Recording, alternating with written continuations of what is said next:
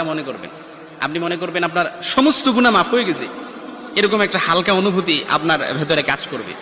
খুশি হয়েছেন মনে হয় না?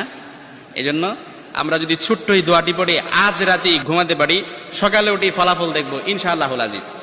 আমি যদি আপনাদেরকে হাদিসের টেক্সট শোনাই, হযরত যায়েদ রাদিয়াল্লাহু তাআলা আনহু থেকে বর্ণিত, রাসূল সাল্লাল্লাহু আলাইহি সাল্লাম বলেন, হাদিসের স্পষ্ট ন্যারেশন হচ্ছে, যে ব্যক্তি রাত্রিবেলা 3 বার এই দোয়াটি পড়ে ঘুমিয়ে যাবে, সকালে উঠে আল্লাহ তাআলা তার সমস্ত গুনাহ মাফ করে দিবে।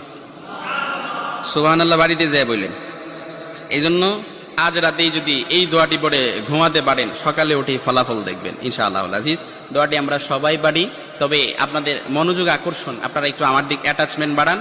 আমি আপনাদেরকে বলতেছি, সবাই পারি, আমার সাথে একটু ঠোঁট মিলাবেন। আস্তাগফিরুল্লাহাল্লাযী লা ইলাহা ইল্লা হুয়াল হাইয়ুল কাইয়্যুম ওয়া আতুবু ইলাইহি লা হাওলা ওয়ালা কুওয়াতা ইল্লা বিল্লাহিল আলিয়্যিল